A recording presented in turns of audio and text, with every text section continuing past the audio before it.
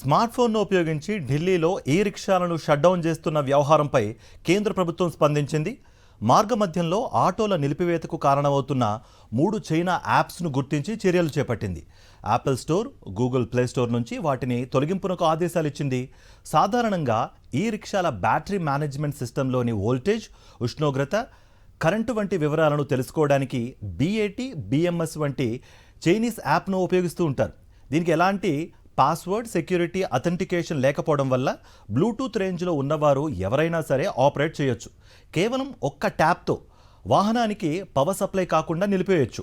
దీంతో కొందరు రోడ్డుపై వెళుతున్న ఈ రిక్షాలను యాప్ ద్వారా రిమోట్గా ఆఫ్ చేస్తూ డ్రైవర్లను ఇబ్బందులకు గురి చేస్తున్నారు.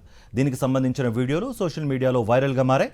దీంతో ఈ తరహా యాప్స్ను నిషేధించాలంటూ బీజేపీ నేత తజిందర్ బగ్గా కేంద్ర IT మంత్రి అశ్విని వైష్ణవ్కు లేఖ రాశారు. ఈ నేపథ్యంలో ప్రభుత్వం 3 యాప్స్ను తొలగించింది.